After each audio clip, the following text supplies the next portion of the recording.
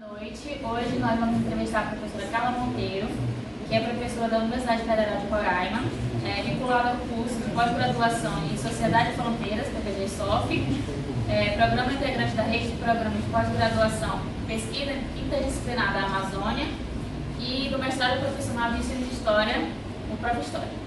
Atua na área de História do Brasil, da Amazônia e de Roraima, com ênfase em História do Tempo Presente, História Oral, Narrativas e Memórias, Migrações de Cidades, além de História e Literatura. Boa noite a todos. Agradeço muito a oportunidade de participar desse projeto, que é um projeto único, e desde já agradeço as minhas 3 entrevistadoras, minhas alunas queridas do ProfHistória. Encontro do nosso projeto das intelectuais mulheres, hoje com a presença da professora Carla, professora aqui da casa. E a ideia desse projeto, acho que todo mundo já acompanhou, pelo menos uma dos outros encontros, é valorizar a formação de professores, é valorizar a voz das intelectuais mulheres, tanto que atuam aqui no estado de Roraima, como também no circuito externo, em termos de Brasil. Então, hoje a gente conta com a presença da Carla, a quem a gente já agradece muito de antemão por disponibilizar o tempo nessa proposta, em que a gente vai ter a aluna Taimara, Natália e Mariângela como entrevistadoras e debatedoras.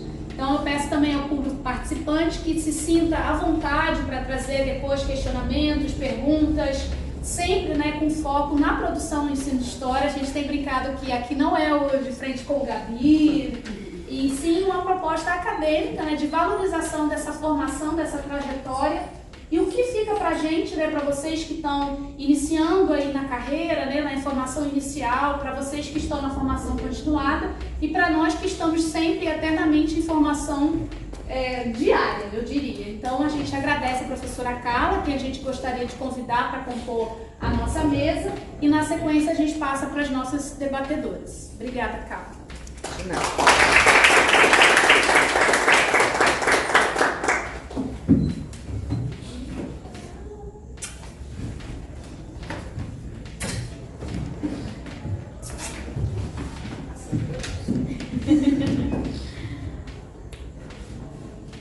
Então, gente, boa noite. A gente está aqui, nós 3, Taimara, Natália e Mariana, representando o grupo do ProfHistória 2023, tá? Nosso grupo maravilhoso. A gente está hoje com a professora Carla aqui, para a gente ter uma conversa maravilhosa, E aí, ela falou um momento na sala que era uma experiência nova, essa questão do ProfHistória, e do ensino de História. E nós 3, eu acho que alguns amigos também foram alunos dela, na graduação. E a nossa primeira questão para a professora é como é que como é essa experiência com esse campo do ensino de História, com esse mestrado profissional, tendo seus alunos, que outrora eram alunos da graduação e agora são professores. Como é que é essa experiência? Bom, boa noite. Boa noite. Prazer muito grande estar aqui com vocês, que foram minhas alunas da graduação. Eu vejo outros alunos aqui. E é muito bom estar aqui. Eu agradeço muito a professora Marcela por ter me incluído nesse projeto. Acho que é um reconhecimento ao nosso trabalho. Bom, em relação a essa questão do ensino de história, realmente eu não tinha pensado em entrar no ProfHistória. Mas assim, outro dia uma pessoa, amiga minha, me chamou a atenção e me disse o seguinte: você já pensou que isso está sendo um retorno? Porque quando eu fiz concurso para cá da UFRR, eu me interessava muito por ensino de história, por causa da minha vivência profissional. Estava fazendo uma especialização na Universidade Federal Fluminense em ensino de história. E era isso que eu queria, era esse o meu interesse, era nisso que eu queria investir. Quando eu cheguei aqui, eu me deparei com esse lugar Roraima, diverso, múltiplo, e me deparei com tantos outros, e que aí eu comecei a pensar em trabalhar. Deixei o ensino de história do lado e resolvi ceder ao fascínio e comecei a trabalhar com migrações. E aí trabalhei esse tempo todo com migrações, e muito trabalhando no mestrado, orientando na graduação também. E quando veio a proposta do Prof. História, eu confesso que eu disse assim, tá, tudo bem, eu vou entrar, mas assim, acho que não vou ficar, vou entrar, mas poucos meses depois eu já estava completamente envolvida, já estava completamente imersa, e aí já estava procurando coisa para ler, já estava comprando livros, já estava montando arquivo com texto sobre o ensino de história, e aí aquela velha paixão, aquele velho interesse reacendeu, né? A gente começou num momento muito difícil, que foi no ano da pandemia, então eu acho que isso também pesou um pouco, porque me fez pensar, né, naquele momento eu me senti muito envolvida, digamos assim, sem pretensão, eu me senti necessária naquele momento, né? Os alunos estavam fazendo um grande esforço, nós também estávamos fazendo um grande esforço, pessoal profissional, então eu me envolvi de corpo e alma, e hoje assim, eu não pretendo sair do Prof. História, só se acontecer alguma coisa muito grave eu ia ficar. Muito obrigada por aceitar nosso convite, muito obrigada a todos que estão presentes. E nossa segunda pergunta é: nos últimos anos a gente vivenciou ataques à ciência, ataques aos professores, e pensando no contexto regional, podemos perceber que a nossa população apoiou em massa, né, estes ataques. E assim, muitas vezes nos deparamos com discursos de ódio dentro da escola, né, falados por alunos e até mesmo por colegas professores, né? Então, como trabalhar o ensino de história neste meio ainda mais desafiador? Olha, você mesmo colocou, é desafiador. E hoje a gente vive um momento muito peculiar, porque além de todo esse contexto que você falou, eu costumo chamar muito livremente, coloco em todas as aspas possíveis e imagináveis, de uma onda conservadora, né? Isso sem nenhum aporte acadêmico, isso é uma coisa pessoal, uma coisa que eu penso, né? Hoje a gente ainda tem um agravante de que qualquer tipo de informação, qualquer tipo de discurso de ódio, né, de discurso discriminatório, xenófobo, enfim, ele se propaga muito rápido e ele obtém um engajamento muito rápido. Mas assim, nós já vivemos outros períodos, né, em que a escola foi um lugar saciado, como por exemplo durante o regime militar, né? Então assim, eu fui aluna durante o regime militar, né? Minha escolarização toda foi durante o regime militar, né? O que hoje é o ensino fundamental, o ensino médio e depois a universidade. Então assim, e eu vi assim inúmeros momentos de censura, de interrupção, né, que a princípio eu não entendia como criança, mas que à medida que eu fui crescendo, eu fui adolescente, eu fui ficando adulta, eu fui começando a entender o que era censura, o que era interrupção, o que era um processo muito complicado da gente ter medo de falar, né? E muitas vezes tem até medo de pensar, tá? Mas assim, eu acho que eu tive muita sorte, eu estava no Rio de Janeiro, eu sou do Rio de Janeiro, né? Eu estudava na UERJ, e justamente no período em que o regime militar estava começando a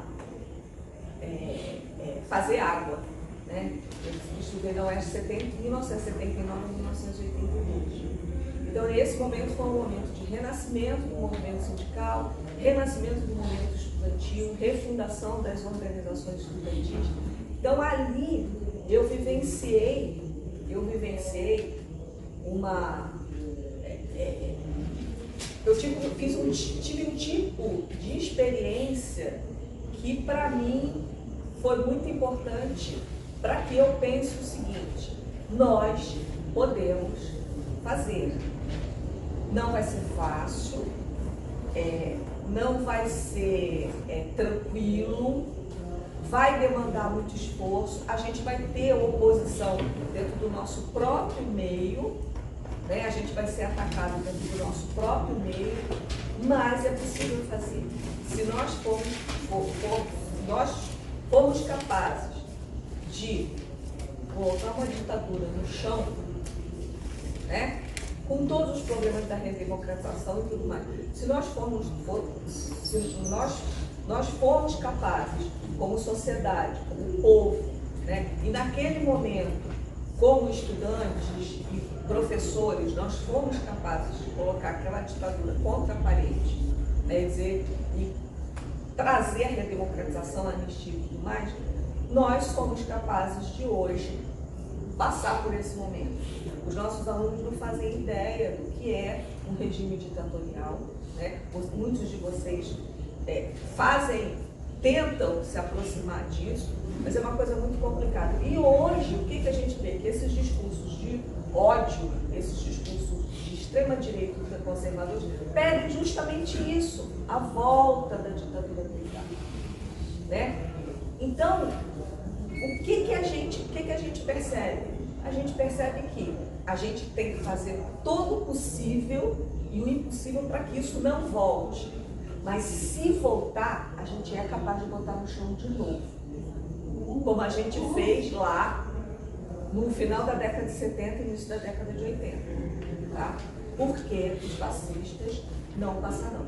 Em relação ao ensino de história, a nossa disciplina propicia que a gente traga uma série de discussões para a sala de aula, né, puxando questões como protagonismo de grupos, de pessoas, né, de indivíduos. A gente tem a possibilidade, né, de, por meio do estudo do passado, que é o que as pessoas acham que a história faz, né, estudar o passado, né, mas na verdade, assim, o que a gente trazer isso para o presente e agitar esse presente e principalmente, né, trabalhar com o nosso aluno a perspectiva de que todos somos sujeitos históricos. Então, assim, ao perceber que outras pessoas, né, talvez na mesma condição dele, da família, dos amigos, né, em outros momentos conseguiram vencer, né, uma proposta de justiça social, enfim, né? Isso é muito importante. Então, assim, isso se faz no dia a dia, e a começar pela nossa própria postura, né? Não é de você chegar e dizer para o seu aluno, eu sou de esquerda ou de direita? Você chegar assim, sou de esquerda. A questão não é essa. Não é você chegar, você vai responder, o seu aluno vai. O seu aluno quer saber, você vai dizer. Mas a questão é dele conseguir enxergar em você uma referência, né? Uma voz que vai a contrapelo, né? Que vai no sentido contrário desses discursos. E isso acontece, isso não só na sua prática, né? Na sua prática didática, pedagógica, mas na sua postura também, como ser humano, como cidadão. Né? Então, a questão de nos chamarem de doutrinadores, a gente conversou sobre isso na sala de aula, né? Se nós fôssemos realmente doutrinadores de esquerda, né, a gente não teria passado por uma série de coisas que aconteceu aí. Justamente porque nós não somos doutrinadores, a gente quer apostar na autonomia, na capacidade de crítica, na capacidade de se perceber como sujeito histórico, que nós... Aí é que está o nosso poder, né? E não de doutrinar. Então, eu chegar a dizer assim, eu sou de esquerda, e cobrar que o nosso aluno repita criticamente posturas, discursos de esquerda, não vai mudar nada, né? Mas uma prática pessoal e profissional, né, que encaminhe, que se contrapõe a esse discurso de ódio, a esse discurso de anti-ciência, anti-escola, anti-professor, né? Esse discurso que desavergonhadamente se chama de conservador, mas na verdade esse discurso prega a injustiça social, a desigualdade social, né? Isso é muito importante. E é esse o nosso papel. Como que a gente vai fazer isso no dia a dia? Aí assim, né? Não tem receita de bolo.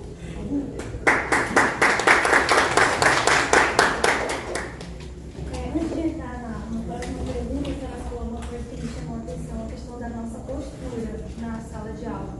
A nossa postura é realmente importante, por quê? Porque o aluno nos vê como referência, né? A gente é referência. Então a nossa postura como cidadão também atinge ele, né? Porque ele vê a gente como referência. Professora, agora entrando em outro tema que lhe interessa muito, que é a história oral, né? É um tema bastante interessante. Em relacionado ao uso de tecnologias, alinhar história oral ao uso de tecnologias. A nossa terceira pergunta é: quais são as potenciais contribuições dessa abordagem para o ensino de história na era digital? E como o uso de tecnologias pode ampliar o acesso, a participação e o envolvimento dos estudantes com as histórias e as memórias locais? Tá. Vamos por parte. Primeira coisa, né? A história oral. A história oral, assim, no métier, no nosso ofício, né? Ela significou muita coisa, significou uma grande guinada. Porque justamente, pelo que você colocou, Natália, pela possibilidade de você incorporar as memórias e as experiências, né? O que a Berenão Verdi chama de fascínio do vivido, à historiografia. Então, essa é a primeira coisa. Então, foi muito importante e o Brasil, nesse sentido, não fica atrás dos grandes centros internacionais de história oral.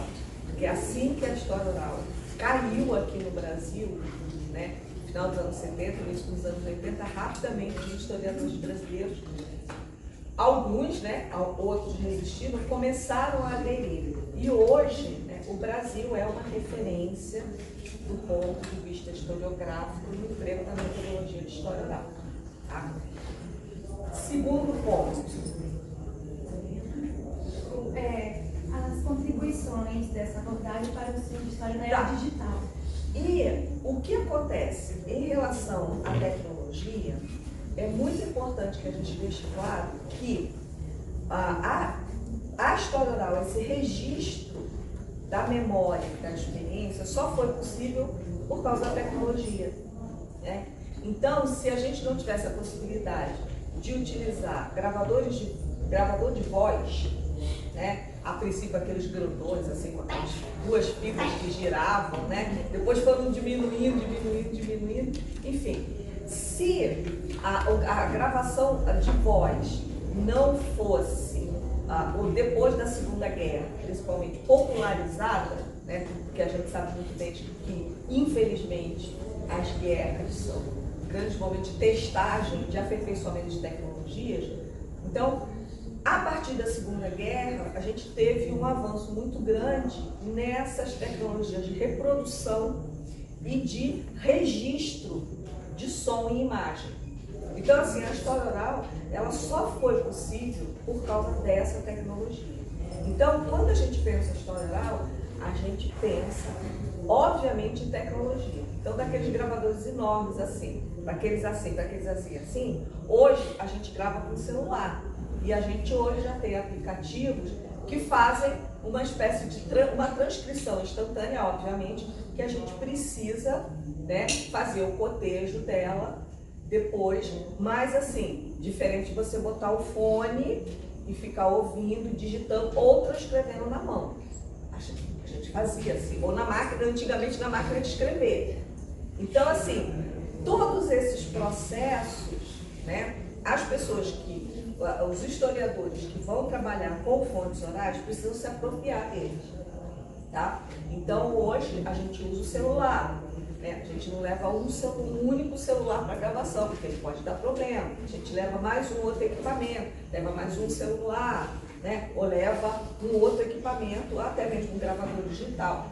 Mas, assim, a tecnologia caminha junto.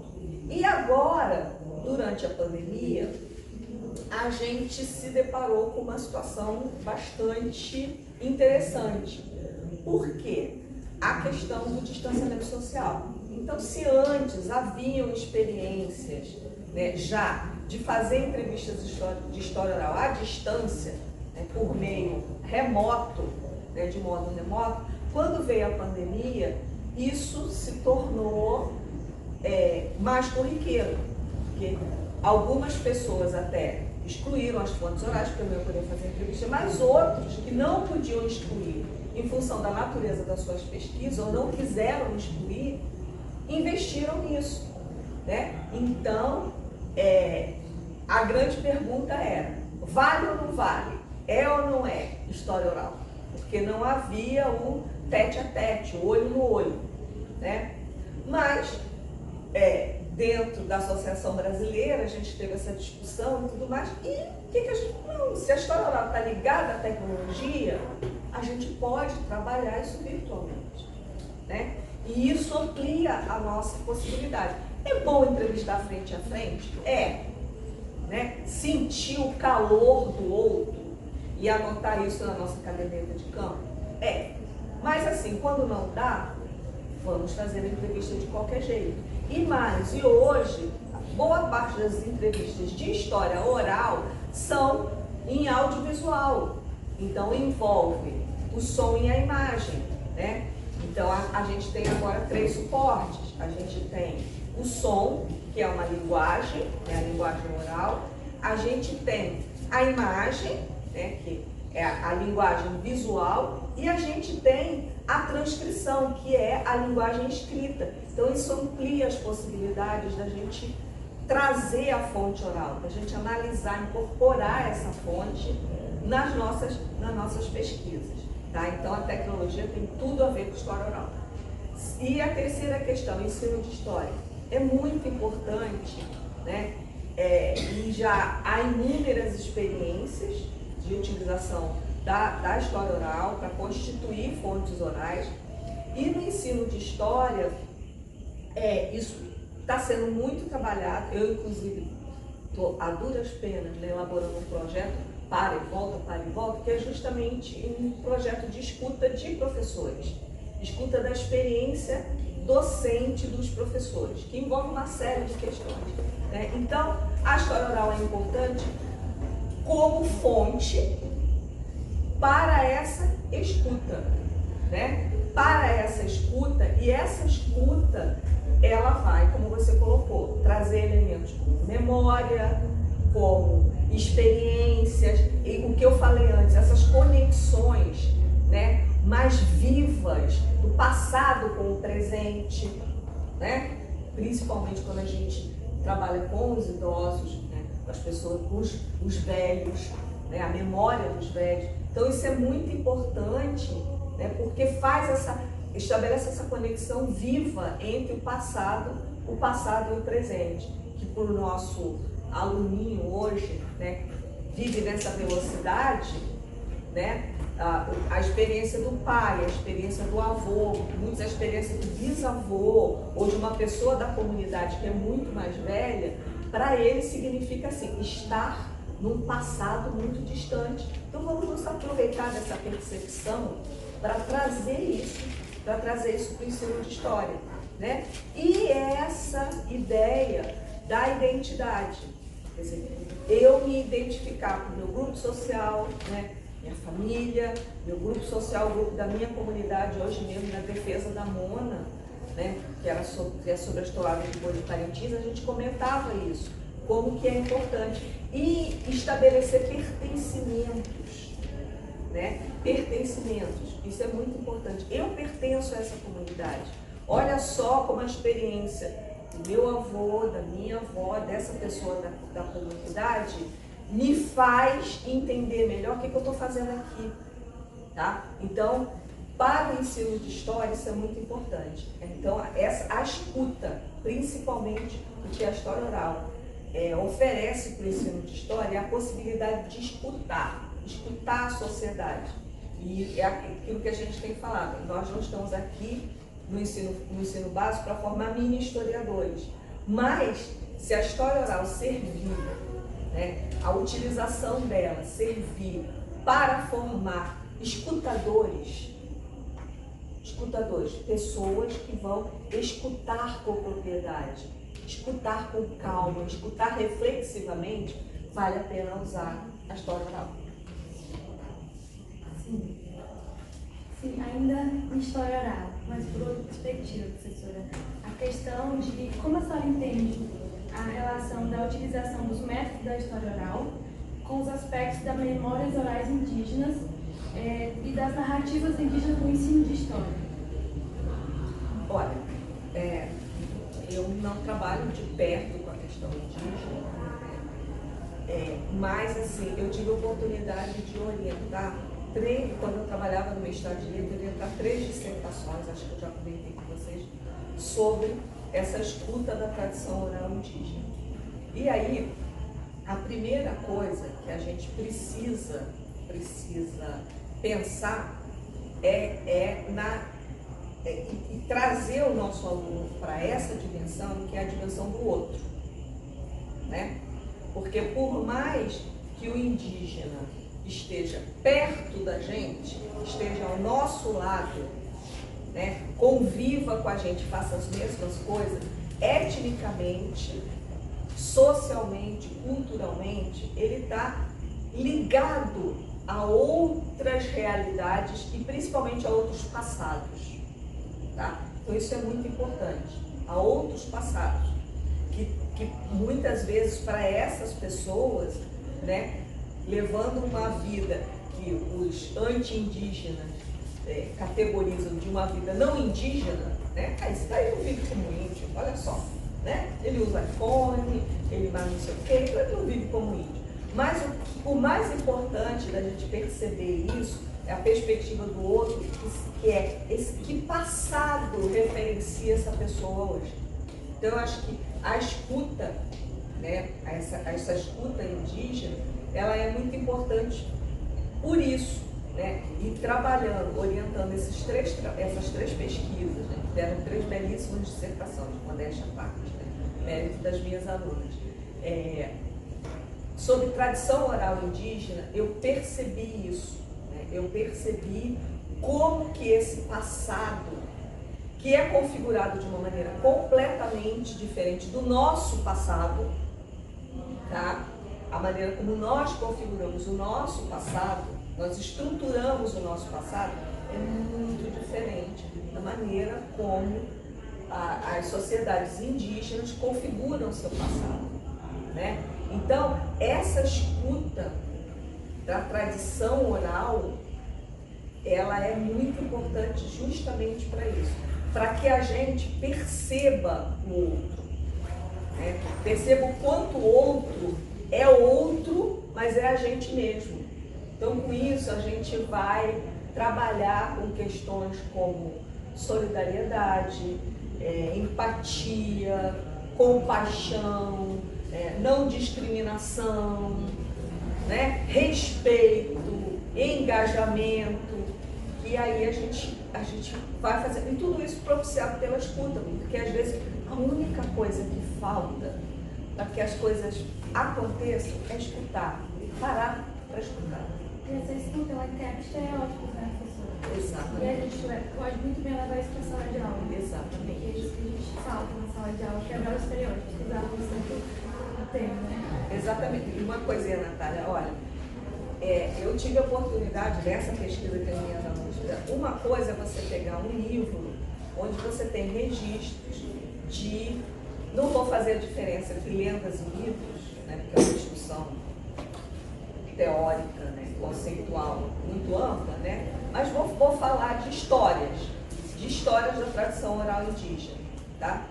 É diferente você pegar e ler, tá? Eu tenho uma memória lindíssima de uma pessoa, um narrador que a gente chama narrador autorizado, né, que fala por essa memória da comunidade, falando sobre a origem da comunidade do Barro. E aí, assim, é diferente de você ler isso e é diferente de você ouvir uma pessoa contando, falando sobre isso. E principalmente porque essa pessoa que fala, ela é portadora não só dessa memória, mas ela é aquela história. Aquele passado é dela, faz parte dela.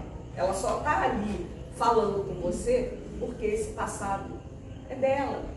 E ela fala daquele jeito, conta daquele jeito. Então isso é muito importante. Por último, mas também importante, a gente gostaria de conhecer a sua percepção sobre a relevância do afeto no ensino de história, especialmente considerando sua troca com seus alunos que são professores de História da Educação Básica, considerando também esse período pós-pandêmico, né? Então, como você enxerga esse papel do afeto no processo do ensino-aprendizagem de História? Quando a gente fala de afeto, né, obviamente todo mundo aqui lembra Paulo Freire, né? Então assim, é impossível não lembrar Paulo Freire, nosso grande mestre, tão atacado, né? Nossa grande referência. O Benoni aqui é tão íntimo de Paulo Freire que ele nem fala Paulo Freire, ele fala assim, porque o Paulo, eu acho o máximo. Isso significa o quanto que Paulo Freire está no Benoni, na prática dele como professor, como escritor, enfim. Mas essa referência, né, é muito importante porque ela é uma referência conceitual, ela é uma referência acadêmica para a gente trazer para os nossos projetos a leitura do Paulo Freire, né? Mas principalmente quando você para refletir sobre a sua profissão. Então, desde que eu comecei a trabalhar lá nos anos 80, no programa de série, né, como professora de antiga quinta série, e eu fiquei muito contente de ver a professora Ana Maria Monteiro falando do programa de série, né, me senti assim acolhida. Eu também trabalhei no série. Enfim, foi muito importante naquele momento porque, por ser uma escola de horário integral, né, os alunos chegavam às 7h30, saíam às 4h30, e a gente acabava ficando na escola também no mesmo horário que eles. Então a gente almoçava junto e trabalhávamos com eles à tarde, uma série de outras atividades, enfim, como a professora Ana Maria falou. E ali é impossível você não se envolver com o seu aluno. É impossível você olhar o seu aluno e ver o seu aluno como um nome na lista de chamada, né? E eu aprendi muito porque o programa de CEP, ele era um programa diferenciado e chamava ficha branca, né? Chamava ficha branca. Então ele tinha uma pasta e ali ia sendo registrado, inclusive, assim, questões da família dele, histórias da família dele, coisas que os pais eram entrevistados, faziam uma espécie de anamnese da família, né? Dos responsáveis da criança e da própria criança. Então, toda vez que a gente se deparava com determinadas questões, ou mesmo questões muito cotidianas da sala de aula, né? Um aluno que é muito falador, um aluno que gosta de ficar cutucando o outro o tempo inteiro, enfim, a gente recorria a essa ficha. E ali a gente tinha essa anamnese, né? Essa anamnese, e ali a gente olhava e era impossível você não olhar aquele aluno como alguém, né, por quem você tinha que zelar, tá? Alguém que você participava da vida, né? A criança ficava na escola de 7h30 às 4h30. O jovem ficava na escola esse período inteiro. Então, assim, era impossível a gente não colocar afeto naquilo que a gente fazia. Muito importante também é que essa questão de equilibrar, de como que a gente vê esse afeto, né? Esse afeto é importante no momento em que a gente abraça o nosso aluno, né? A gente elogia ele, a gente acolhe quando ele precisa, quando ele vem procurar a gente para falar de um problema e tudo mais, mas ele também é importante quando a gente dá o dúvida, quando a gente chama para conversa assim, vem cá, o que você está pensando da vida? Bora conversar aqui, me diga. Né? Esse momento também é um momento da fé, porque quando você vai ao teu aluno, né? Quando você vai, duas coisas aí são importantes. Primeiro, ele percebe que você se importa com ele, né? Que ele faz parte da sua vida. Segundo, ele percebe que ele faz parte de um grupo e que nesse grupo há espaços de acolhida, né? E ele percebe também que ele tem responsabilidade. Ele tem responsabilidade com esse grupo, uma responsabilidade que é muito maior do que a responsabilidade de ser bom aluno, tirar boas notas e tudo mais, mas ele tem uma responsabilidade afetiva com aquele grupo e com você, professor. Por quê? Em vários momentos eu tive que conversar com alunos e a emoção aflorou e meus olhos ficaram cheios d'água. Ou porque eu estava com raiva, ou porque eu estava aborrecida, ou porque eu estava sensibilizada. Então lá eu aprendi isso, sabe? E aí, como eu digo para todo mundo que eu aprendi a ser professora no CIEP, e eu fui trazendo isso na minha vida. Eu fui trazendo e eu acho assim que acolhida nunca é demais, né? Acolhida nunca é demais. E o afeto, esse afeto que a gente desenvolve com o nosso aluno, muitas vezes é uma coisa episódica, ele vai acontecer só naquele período em que a gente é professora daquele aluno, né? Mas esse é um momento intenso, vibrante, sabe? Que a gente tem que viver e o mais importante, não se omitir como ser humano. Nós somos seres humanos. Então a gente se chateia, né? A gente não tem que... A gente tem que controlar nossos sentimentos, mas a gente não tem que escondê-los. Se colocar num pedestal, se transformar numa estátua de mármore, né?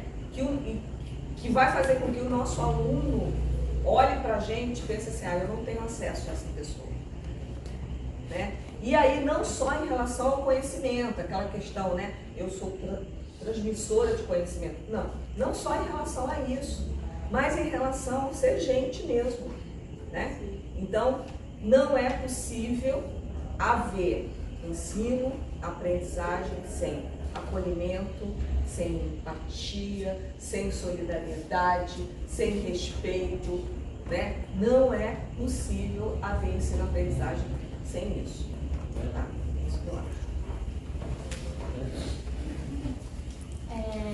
Eu acho que não só falando por mim, mas por nós três, por todo o grupo, a gente sente essa empatia, esse afeto pela senhora, Marcela, pelas professoras, a professora Mariana, minha graduação, a professora Maria Luísa, o professor Reginaldo, que foi nosso professor também, né? A gente acabou de falar dele. A gente acabou de falar dele. Então, acho que a gente consegue sentir esse afeto partindo dos professores, né? Eu acho que é isso também que a gente tem que transmitir para o aluno. Como a Natália falou, nós somos uma referência, né? E também tem que mostrar esse nosso lado afetivo, amoroso, porque a gente precisa, né? São outra etapa. Agora, a gente vai abrir, né, para conversa, para as perguntas do público aqui, sim. Vamos fazer por rodadas, né, Marcela? Pode ser? De 3 perguntas. Quem aí quer ser o primeiro? A Marcela que levantou a mão. A professora Marcela, a professora Mariana, alguém mais quer fazer? A gente vai aos pouquinhos, esquentando. No encontro de hoje, um dos textos que nós trabalhamos foi da professora Flávia Caim com a Letícia Mistura, em que a discussão era sobre aprendizagem histórica, né? E na nossa curso a gente está pensando na última unidade sobre qual é a história do ensino de história que a gente quer construir. E tem uma citação dela, bem no finalzinho do texto, né? Esse texto está presente no livro Em Defesa do Ensino de História, a Democracia como Valor, que é um livro recentemente lançado, em que elas dizem assim, que é nessa possibilidade de fazermos mergulhos coletivos, compartilhando equipamentos e saberes, que conquistamos os mais leves respiros diante dos afogamentos que, por vezes, a pesquisa, a docência, o ensino e a aprendizagem histórica nos impõem. Então, acho que elas trazem essa ideia da partilha, da coletividade, para que a gente possa respirar no meio desses afogamentos todos que nós temos vivido. E a minha pergunta, Carla, vai no sentido da gente pensar, né, acho que é toda a tua experiência com a teoria da história, os pontos de contato entre a teoria da história a partir das demandas do Prof. História, que é um mestrado profissional em ensino de, né? A gente tem trazido esse debate aqui da valorização da licenciatura, da valorização da formação continuada, a especificidade de se pensar no diálogo com a teoria da história, mas no programa de pós-graduação em ensino de história, nesse exercício de afeto, de coletividade que foram trabalhados e trazidos aqui pelas nossas debatedoras. Olha, eu acho que a grande experiência, né, grande aprendizado do Prof. História, para todos nós, professores, é a gente se enxergar no outro. Né? Então, assim, na sala de aula somos todos professores. Eu esqueci, não ia fazer a pergunta da Maria. Somos todos professores ali. Né? Então, assim, da gente conseguir se enxergar no outro. É isso que você falou. Esses nossos afogamentos, né, cotidianos, a gente consegue se enxergar. Em relação à teoria, assim, eu confesso que a primeira disciplina de teoria não foi boa, a segunda disciplina de teoria foi mais ou menos, e essa terceira disciplina de teoria está sendo muito melhor. Por quê? Porque a tradição do nosso campo disciplinar é de manter essas duas questões apartadas, separadas, né? Então, deixar de um lado a teoria e a metodologia da história e a historiografia lá, né? E do outro lado, o ensino. Inclusive, enxergado, infelizmente, por muitos ainda como um campo menor, né? E aí, o grande desafio é a gente tentar conectar o que a gente vai trabalhar na disciplina de teoria com uma bagagem da graduação, né, em relação a toda essa questão da teoria da história como um todo, então aquela questão de escolas historiográficas e discussão sobre o papel dos conceitos, enfim, né? E ao mesmo tempo que a gente aproveita essa bagagem sem saber muito como é que ela foi vivida, como é que ela foi apropriada, né? A gente vai tentando, ao mesmo tempo, tentar, e é isso, nessa disciplina, agora eu vou falar por essa, porque eu acho que essa é a primeira que está funcionando mesmo. O Rodson está ali, que foi da primeira turma, né? É a primeira que está funcionando mesmo. Tentar acabar com esse limite, né, forjado por uma tradição, né, que a gente vê que não é só da nossa área, né, que coloca, digamos assim, a ciência de um lado e o ensino do outro, né? Então a gente está tentando aproximar, a gente está tentando acabar, superar essa barreira, né? E outra coisa que a gente tem tentado fazer é a gente também romper essa barreira entre teoria e prática, né? Então, que é algo que está introjetado no senso comum, né? E que, infelizmente, a gente traz para a universidade, traz para a nossa formação profissional, que é essa ideia, assim, de que a prática não corresponde à teoria, a teoria não corresponde a uma prática, né? Então, que são dimensões distintas e que, na verdade, né, a teoria da história, digamos assim, é muito mais uma filosofia da história do que, de fato, uma teoria, ou seja, algo que precisa ser apropriado e que precisa ser vivenciado, experienciado por meio, né, de uma série de artefatos e da empiria.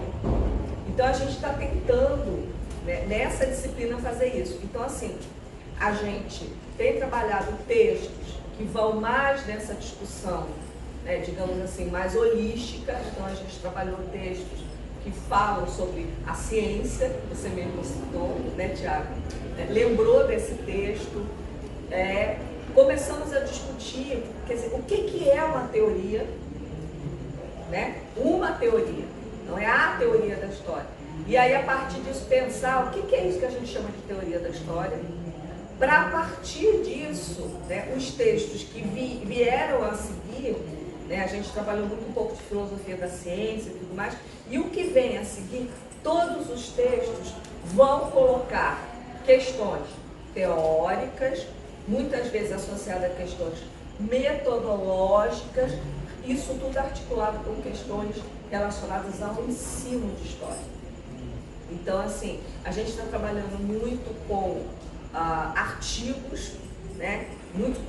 Trabalhando em ensaios em que as pessoas se permitem discutir, refletir de uma forma mais ampla sobre essa questão. E eu acho que esse por enquanto, é um bom caminho, tá? A gente partir de uma perspectiva macro do que é ciência, o que representam as teorias no campo científico, né? O que a gente costuma chamar de teoria da história, e a partir disso a gente ir afunilando e a Gisele colocou a palavra, aproximando a discussão teórica digamos assim, da historiografia, da história-ciência, ao ensino de história, e principalmente ao ensino de história pensado como uma dimensão desta ciência histórica. Essa que eu acho que é a grande questão, desta ciência histórica. Quer dizer, não é a ciência histórica do lado e o ensino do outro, mas o ensino é uma das dimensões fundamentais dessa ciência histórica. A gente leu um texto no outro dia que o autor colocava assim, ó: para que serve a história se não para ser ensinada? E aí ele não estava falando só da escola, né? Porque a gente não aprende história só na escola.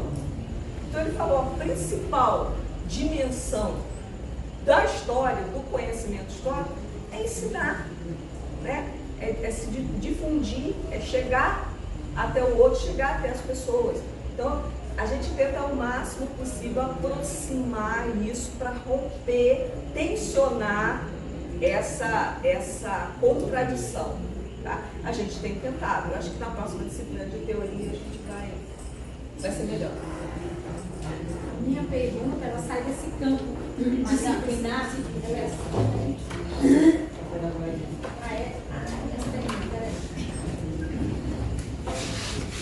Porque eu estava batendo para cima e tá bonito. Obrigada. Então,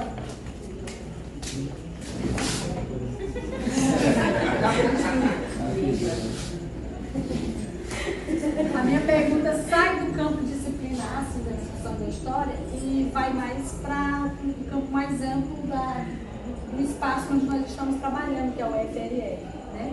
E também, assim, vai dialogar assim, com a ANCOR, né? Então, eu queria que você explanasse, assim, como é que você se sente como uma historiadora, como é que foi esse processo histórico de ser uma historiadora dentro da UFRR? Eu estou falando do ponto de vista mesmo da discussão de gênero, né? Do papel da mulher professora historiadora, tanto no campo da UFRR como no campo da ANCOR, né? De uma associação onde tem majoritariamente, eu não sei, historiadores homens, não sei? Não? Tá. Então, não vamos chegar aos números, mas como você se sente e como foi assim, essa trajetória? Eu sei que foi muito grande de participação de produtividade, mas não precisa nem tanto, mas nesse contexto, tá? Obrigada. Olha, eu estava até falando ali agora, comentando, que foi uma escolha decisiva na minha vida, uma escolha muito feliz, assim, que eu não tenho nem resquício lá no fundo de ter trocado o Rio de Janeiro por Boa Vista e de vir para o UFRR, tá? Marcela está aqui concordando comigo. Então, assim, para mim foi um divisor de águas, foi muito, muito, muito importante. Mas, assim, como eu falei antes, quando eu cheguei aqui, eu já estava muito,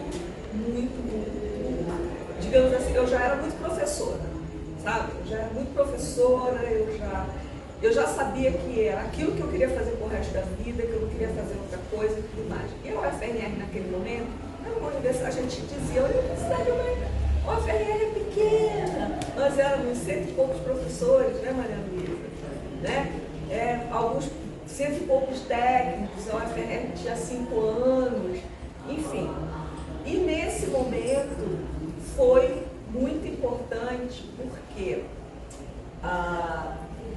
Roraima não era o que é hoje, Boa Vista não era a cidade que é hoje, e aí, assim, a gente passou muito perrengue aqui, como universidade, como professores, né? Encaramos os anos de seca e de maus tratos do Fernando Henrique Cardoso, porque ele maltratou a universidade naquele período, né? Então, o Bolsonaro maltratou, mas o Fernando Henrique também maltratou. Foi a entrada do neoliberalismo no Brasil, né, de sola. E naquele momento era muito perrengue. E a gente trabalhava muito, a gente trabalhava assim insanamente. E tinha muito aquela coisa, Mariana, a gente não dizer não. Então, assim, chegava a demanda e a gente dizia sim e fazia, né? E eu não senti muito naquele momento diferenças de gênero. Tinha, eu não tenho os números, né, mas me parecia assim, na minha visão geral, dessa pessoa que trabalhava como uma oca, eu e outras pessoas, eu, Maria Luísa e outras tantas pessoas, Reginaldo, que trabalhavam que nem uns loucos, assim, né? A Graça e outras pessoas do nosso curso, Nonato, enfim. A gente não tinha muito essa percepção, né, que a gente trabalhava todo mundo junto. À medida que essa universidade foi deixando de ser uma universidade pequena, e foi se transformando na UFRN que a gente conhece hoje, né, e não pode ser considerada mais uma universidade nova, nem mais uma universidade pequena, algumas questões foram aflorando, sim. Eu nunca senti assim, nunca passei por nenhuma situação que eu possa considerar uma situação de assédio. Mas assim, eu vi acontecer assédio na UFRN, tá? De docente para docente, de docente para aluno, com aluno, não vou especificar gênero aqui, né? Assédio moral, assédio sexual. Eu vi muitas vezes os alunos procuravam a gente para conversar sobre isso, porque não existiam canais como a gente tem hoje, uma ouvidoria que é bem ativa, e outros canais, né, para se discutir essa coisa. Eu, como sempre fui uma pessoa meio bravinha, meio incisiva, então, assim, muitas vezes as pessoas até, como eu digo, nem se metiam muito comigo, tá? Mas, assim, em vários momentos eu senti alguns preconceitos, sim.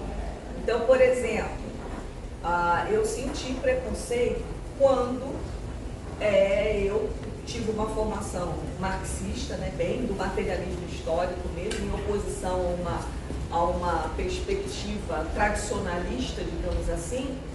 Eu, assim, em alguns momentos eu senti um certo preconceito quando eu fazia críticas ao materialismo histórico. E isso é uma coisa que eu digo e repito para todo mundo. Para mim, o materialismo histórico não dá conta de tudo. É uma perspectiva interessante, é um clássico no sentido de que ainda é extremamente atual, mas não dá para discutir tudo a partir do materialismo histórico. Então, assim, eu comecei a trabalhar, até por conta da história oral também, um pouco com história cultural, né? Trabalhei com alguns campos, como, por exemplo, história das sensibilidades e das emoções, né? Discuti muito questões relacionadas à experiência, né? Então, algumas, na minha tese, tem muitas questões que, ainda que eu não discuta a fenomenologia, mas tem um pé na fenomenologia. Então, muitas vezes, assim, né, entre dentes, as pessoas diziam que o trabalho que eu fazia era uma historiografia menor, porque eu não mergulhava profundamente nas tais questões que eram consideradas basilares para você discutir qualquer problema historiográfico, tá? Então, assim, esse tipo de crítica eu recebi. Agora, o que eu percebo é que a universidade, ela é um espaço de poder, né? É um lugar, assim, com relações de poder muito explícitas. Gostemos ou não, né? Ainda que a universidade tenha avançado muito daquele professor catedrático que sentava aqui, o aluno sentava aqui, né? Mas a universidade ainda é um lugar em que a gente tem relações de poder muito arraigadas e relações de poder que produzem efeitos muito negativos, tá? Então, de alunos desistirem de curso, né? Do aluno que muitas vezes chega de um ensino médio em que a autoestima dele não é muito trabalhada, né? Ele chega aqui, a autoestima vai no chão, enfim. Então, eu vi ali na entrada agora os cartazes sobre assédio. Então, assim, a universidade ainda é um lugar de muitos assédios, né? Eu participo da Rede Brasileira de Mulheres Cientistas, e uma das discussões hoje, né, que inclusive vai estar gerando um livro, é sobre assédio na universidade. Então, a gente tem mais ou menos umas 30 colegas que estão envolvidas na produção desse livro, né? Tem cientistas, tem pesquisadoras de todas as áreas do conhecimento, tudo que vocês podem imaginar, tudo quanto é canto do Brasil. E hoje tem um livro sendo produzido. E nesse livro vão ter reflexões macro, né? Tem reflexões mais abrangentes sobre a questão, mas também vão ter algumas discussões baseadas em alguns casos, alguns episódios que aconteceram nas universidades. Então nós temos que estar muito atentos e atentas para essa questão, né? O assédio, ele ainda é muito forte na universidade. Muitas vezes, né, há uma postura de um professor, né, que entra na sala de aula, a maneira como ele fala, como ele se refere ao aluno, ela é assintosa. Qual o papel que aquilo ali tem, né, no processo ensino-aprendizagem, formação de um profissional, principalmente se for um professor, qual o papel que isso tem, né? Muitas vezes um professor simpático, né, boa praça e tudo mais, não é um professor democrático, né? Não é um professor que está ali como ele mesmo, né, na perspectiva de ver e escutar o outro. Então isso acontece muito na universidade, tá? Então isso é algo que a gente precisa ficar muito atento para combater isso a tempo e a hora.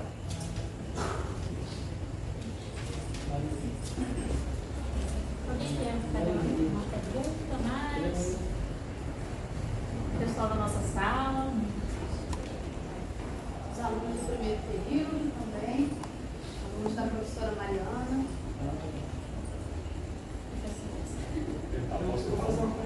Posso fazer aqui? Eu posso. Depois do... Então, assim, nas aulas que a gente está tendo com a professora Carla, né, eu dizer que é uma satisfação e um prazer, professora, lhe ouvir e ter aula com a senhora toda quinta-feira, né? E nas aulas, uma das coisas que a senhora sempre coloca para a gente, quando a gente sempre tem aquela discussão sobre a questão do, poxa, o que acontece com os nossos alunos hoje, né, que não... O que está acontecendo antes não era assim. Aí a senhora levantou um ponto interessante, quer dizer assim, olha, mas antes da gente tentar entender esse aluno, mas e quem somos nós? A senhora levantou isso em algumas aulas, né? Daí eu faço a pergunta para a senhora, quem é a professora Carla? É fácil de responder. E se a senhora pudesse, faço uma segunda, já emendando, e se a senhora pudesse reencontrar a Carla Monteiro, professora já no CER, o que a senhora diria para ela hoje?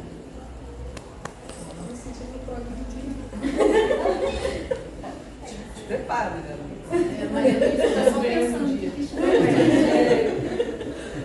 Olha, Interessante. essa questão da identidade docente, eu tenho procurado vários textos para ler sobre isso.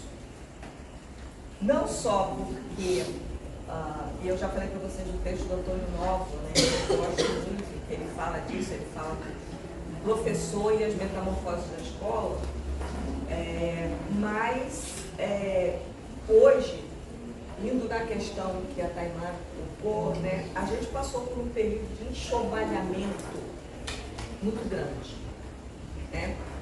Então, assim, se a gente já era desvalorizado do ponto de vista salarial, né, progressivamente a gente estava sendo desvalorizado do ponto de vista social, também do ponto de vista cultural. Então, assim, o que o governo passado fez, ele simplesmente exacerbou algo que já existia. A desvalorização da escola, a desvalorização do professor, a desvalorização do ensino-aprendizagem, do ensino formal, digamos assim, tá? Então, eu tenho me preocupado muito com isso. Por isso que eu estou elaborando esse projeto para fazer essa escuta. E uma das questões que eu quero ouvir dos professores é isso. Quem você é? Como você se vê nesse emaranhado de coisas que é a nossa vida na escola, tá? Então, eu quero muito ouvir e eu tenho certeza que essa escuta vai ser mais importante do que tudo importante para mim, né? Porque esse tempo só na universidade, em que a gente não está lá próximo da escola, a gente vai perdendo a dimensão do que acontece na escola. A universidade, escola, escola. Então, isso para mim vai ser muito importante, né? Porque eu acho que o professor, assim, primeiro, ele não tem tempo para se pensar, né, Anderson? Ele não tem tempo para refletir sobre ele mesmo, sobre o que ele está fazendo com a vida dele, sobre o que ele está fazendo com a vida dos alunos dele, né? O que ele está fazendo na escola, né? Quem sou eu aqui, nessa bagaceira toda, tá? Então, assim, essa é uma questão extremamente importante. Não tem, nesse momento não tem, e hoje, além de tudo, com essa difusão da tecnologia, dos meios digitais cada vez mais acessíveis, né? O professor ainda, digamos assim, sofre um tipo de concorrência desleal, né? Uma concorrência desleal. Por quê? A informação, principalmente a informação, não necessariamente o conhecimento. A informação está na mão, né? A informação está na mão. Então, isso é algo, né, que contribui mais ainda para a gente, em muitos momentos, desanimar. Desanimar mesmo. E a gente não tem que se sentir fraco, não tem nada disso naquele momento em que a gente desanima, sabe? A gente desanima e dá vontade, assim, de fazer concurso no Tribunal de Justiça. Mesmo sabendo que não vai passar. Né? Enfim, até porque o salário do judiciário é infinitamente maior do que o nosso, né? Mesmo a gente sabendo que não vai passar. Enfim, e como eu me vejo? Bom, eu me vejo assim. Hoje eu me sinto uma pessoa muito realizada. Tá? Eu me sinto muito realizada. Por aquilo que eu falei para vocês. Quando eu fui fazer o curso normal, que a professora Ana Maria falou que fez também, né? E eu cursei o primeiro ano do ensino normal. No final do primeiro ano eu falei para minha mãe: mãe, me muda de escola. Isso aqui é muito chato, eu não quero essa professora não.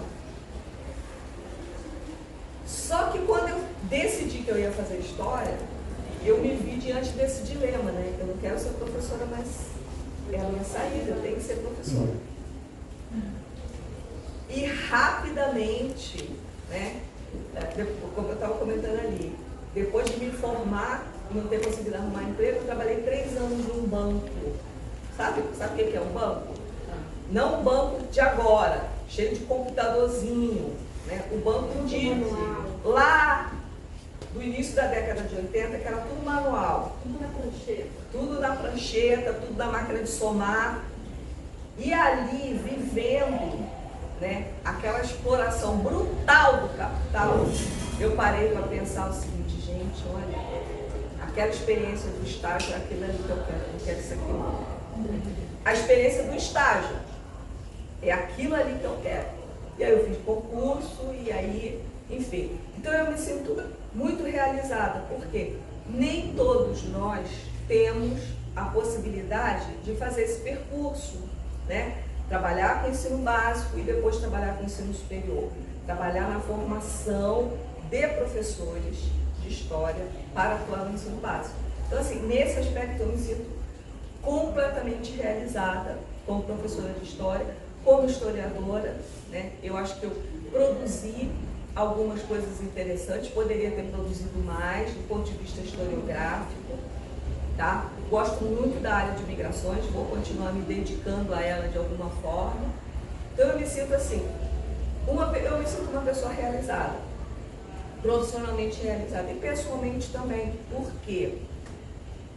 E aí vou dar só um exemplo, né? Todas as vezes que na formatura o meu nome estava lá entre os professores homenageados, eu ficava feliz.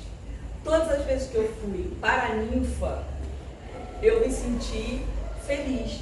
E toda vez que eu encontro um aluno no corredor, o aluno abre um sorriso e diz assim, boa noite, professora Carla, eu fico feliz. Então, assim, eu me sinto pessoalmente realizada. Eu sou professora e acabou. Tanto que eu vou me aposentar agora, né? Vocês sabem, eu estou cronometrando os passos todos, né? E eu vou me aposentar, provavelmente em agosto eu já vou estar aposentada, mas eu vou continuar sendo professora voluntária do Prof. História, tá? Então, assim, professora voluntária permanente, com orientação, com tudo lá, pegando disciplina e orientando e participando de tudo, do evento, porque eu não me vejo fora disso. Eu vou me aposentar porque já deu o meu tempo, já passou do meu tempo, eu preciso descansar um pouquinho, preciso, né, diminuir um pouquinho minha carga de trabalho, mas eu não quero deixar o Prof. História. A Prof. História aposentada vai continuar sendo a minha casa na UFRR.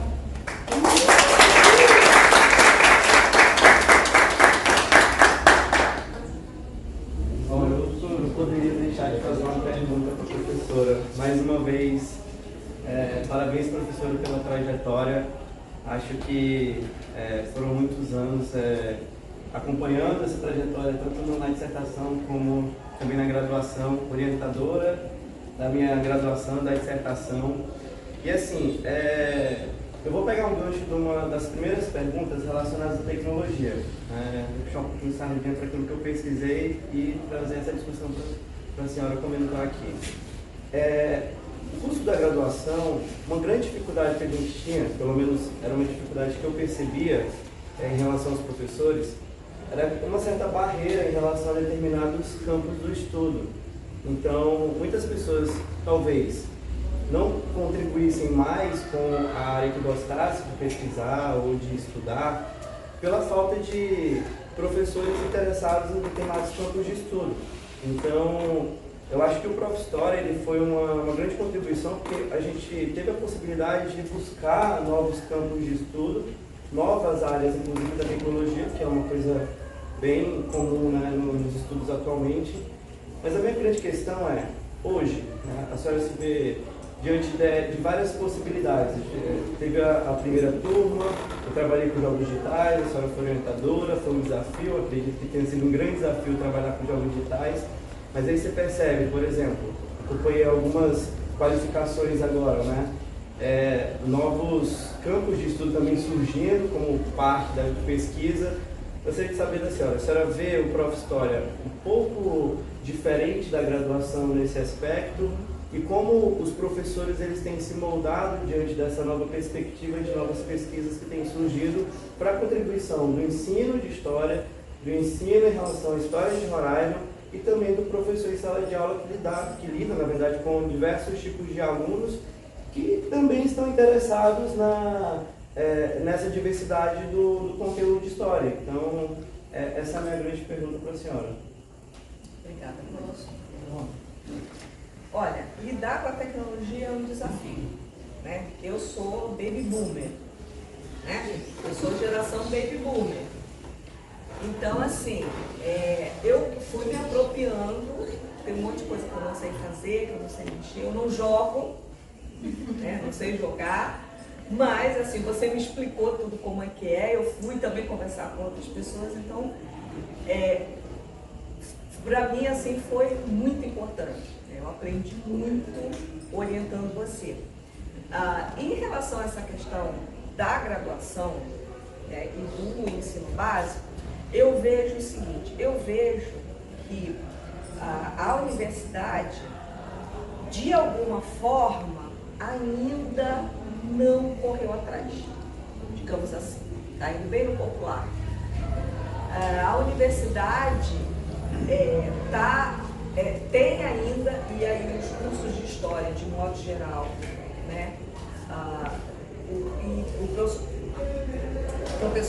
Só um parênteses, o professor Erinaldo Cavalcante, nosso colega lá da UFPA, ele fez uma pesquisa em estruturas curriculares de cursos de história no Brasil inteiro, justamente para ver a proporção, né, das disciplinas voltadas para o ensino e voltadas, digamos assim, para a tal da ciência histórica, da produção do conhecimento. E ele constatou isso, que essa parte para a discussão do ensino, ela normalmente ela é mais acanhada, né? Isso tem mudado no nosso curso aqui, né? A partir do momento que a gente trouxe as práticas, né? As práticas temáticas, as práticas de ensino, com questões mais direcionadas e específicas sobre o ensino de história, a gente ampliou essa discussão, mas o que eu vejo é que a estrutura curricular das universidades ainda está muito voltada para essa ideia da ciência histórica. Isso está errado? De certa forma, não. Por quê? O profissional precisa se apropriar epistemologicamente do seu ofício, do seu campo, tá? Do seu campo disciplinar. Ele precisa disso, né? O que eu vejo é que a universidade, ela ainda está faltando ainda um clique para que determinadas questões penetrem nessa dimensão, digamos assim, mais de formação do historiador. E aí, quando eu falo historiador, eu estou falando do pesquisador, e o que vai ser só pesquisador e o que vai ser professor de história, a grande maioria vai ser professor de história. Então eu vejo assim, essas coisas estão chegando aos poucos, tá? Estão chegando aos poucos. E eu acho que vai chegar uma hora que a gente vai começar a ver isso com mais frequência nos cursos de graduação. Como aconteceu. E isso eu acho que isso vai acontecer em função da própria demanda da sociedade, como aconteceu com as duas legislações que estabeleceram, né, a discussão, o aporte acerca da cultura indígena e da cultura afro-brasileira, né? Isso foi o quê? Foi uma demanda, isso veio da sociedade, isso veio e se transformou em lei, e aí a partir do momento que se transformou em lei, isso teve que ser incorporado pela universidade. Então eu acho que essas discussões sobre a tecnologia, né, isso uma hora vai chegar na universidade. Essa discussão, quando a gente trabalha, por exemplo, a ideia de representação, como que a gente vai discutir aquele clássico texto do Roger Chartier, a história como representação? Como que a gente vai discutir aquele texto de Chartier, que é um texto fundamental, principalmente na graduação, sem que a gente, de alguma forma, projete essa discussão para esse mundo virtual que está esse nosso mundo que está cada vez mais virtual. Certo? Então, assim, muitas vezes as questões atropelam a gente, mas a gente não consegue enxergá-las nas estruturas curriculares. Tá? E tu perguntou sobre ensino. Como que a senhora, por exemplo, consegue lidar com essa mudança? Sim. Se é um pouco mais complicado, mas consegue, enfim, lidar com essa transformação nessa pesquisa? Bom, olha, como eu disse para vocês, eu sou baby boomer, né? Mas eu sou uma baby boomer atípica, porque assim, eu sou uma baby boomer que já nasceu vendo televisão. Então, assim, ver televisão na minha época era muita tecnologia, né? Então, assim, isso para mim foi uma coisa assim que sempre me mobilizou, né? Então, assim, é computador, então bora lá, bora tentar usar. Né? Eu já fui muito chamada de empurradora de mouse, porque eu sou aquela pessoa que não entende nada, mas assim, eu vou lá e tento fazer, sabe? Tento entender. Algumas coisas eu sei que eu não consigo, então, por exemplo, jogar no PlayStation, jogar no computador, eu não consigo. Eu já tentei e eu não consigo.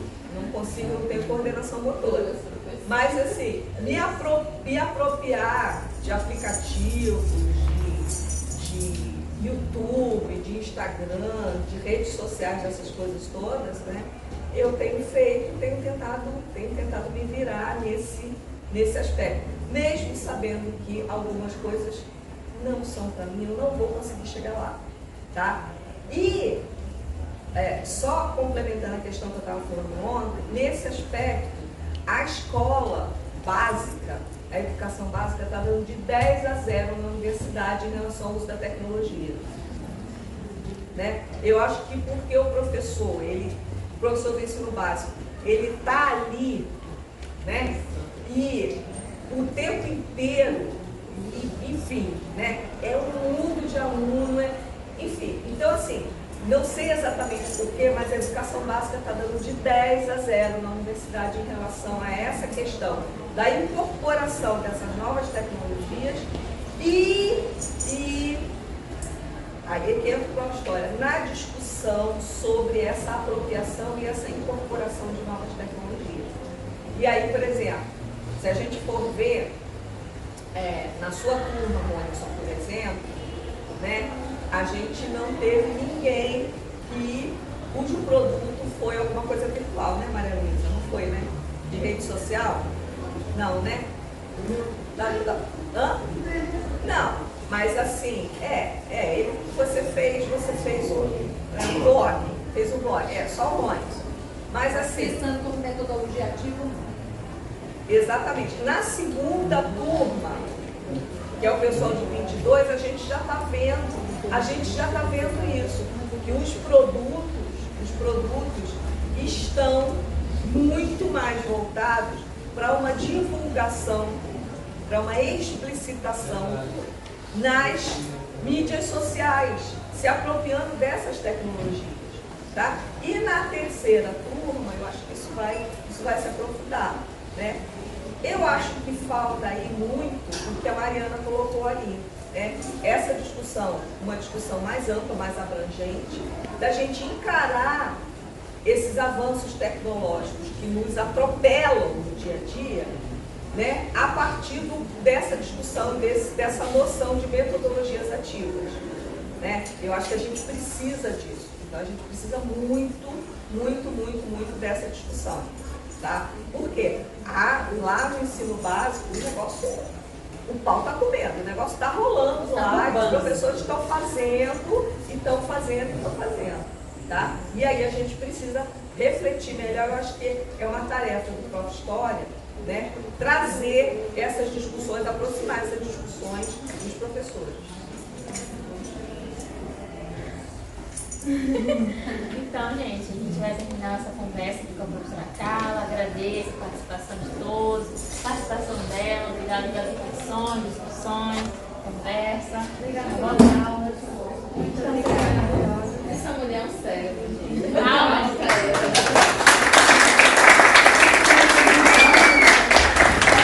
Agora, como está acontecendo em todas as rodas, né, nossas entrevistas, a gente vai dar um presentinho para nossa convidada.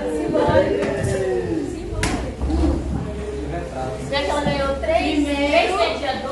A homenagem do nosso Da turma, da gente. turma inteira.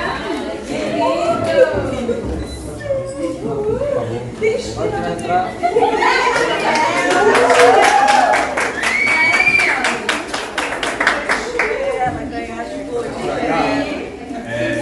Fala, Cris. É uma singela homenagem. Em nome da turma, né?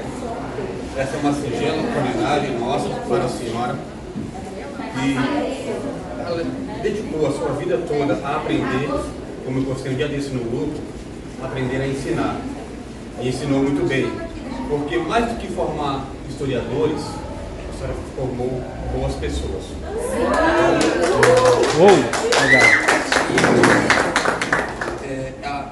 Diríamos que a sua última turma do Prof. História, como professora efetiva da Universidade Federal de Roraima, né, é a nossa turma da saudade. Quando eu... A gente está marcada. Em 2004, quando eu entrei aqui, foi a primeira professora, a primeira aula. Quis o destino que eu estivesse aqui nesse momento da sua aposentadoria. E eu estava chegando no doutorado em 2004. Cada aula começou a cair a ficha, né, do meio para o fim, é uma despedida. Como é bom, né? A gente tem pessoas assim que nos orientam pro bem. Você não vai se livrar de Tá mim, bom? não. Desculpa atrás. Gente, eu preciso É da aprender. turma. Sim, por favor. Ajuda ela, filho. Por favor. Deixa ela ter um quadro dela.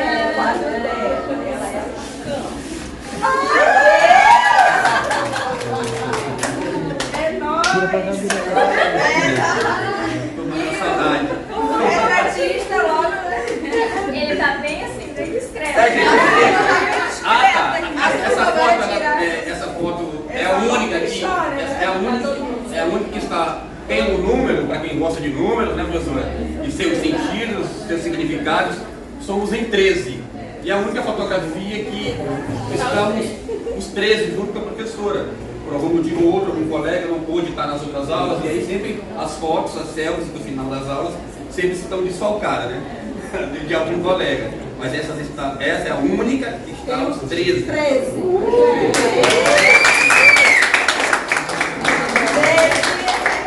Eu não tinha visto ainda também.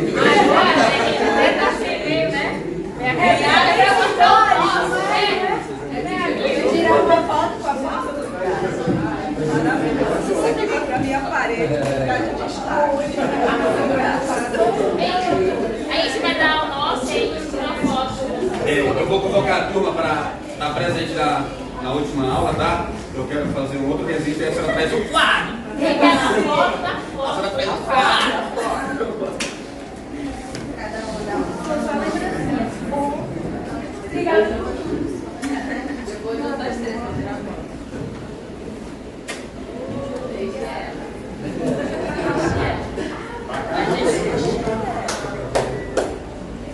Onde é que a gente olha? Gente, muito obrigada pela sua homenagem. E aí, entendeu, Thiago? Por que eu disse que eu sou realizada? Eu sou uma pessoa realizada. Não basta Eu sou uma pessoa feliz. Não basta ser professor, tem que ser afamado. Porque eu sou de Onde você passar, ô meu professor, se candidata, vai ser meu presidente. Tem que ser afamado.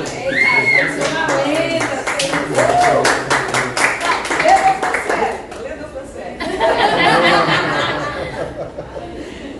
Muito obrigada, gente. Muito obrigada mesmo, viu? E aí, na última aula, a gente vai fazer o acontece. Vamos. Porque a gente tem direito a selfie e com citação. Não é selfie seca, não. É selfie com citação.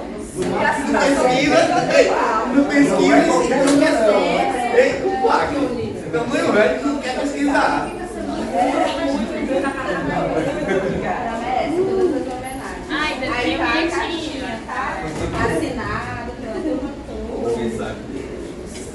Eu não sei se a senhora vai entender o zero clique. Nosso reconhecimento e agradecimento a você que durante a sua vida aprendeu para ensinar.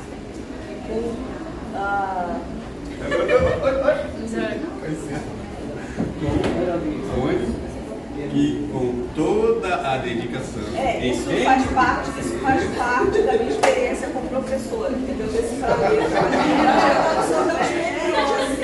sou tão experiente assim. Com toda a dedicação, empenho e paciência, aturou e ajudou a preparar os memes, os mestres. Não precisa avançar muito, viu? Os mestres do futuro. As mentes do futuro. As mentes do futuro, inspirando seus alunos a acreditarem, a descobrirem, mas também lhes fornecendo bases para que assim se tornassem melhores pessoas. E aí aqui... Todos os três. Obrigada, viu? Foi coisa linda, maravilhoso. Voltei.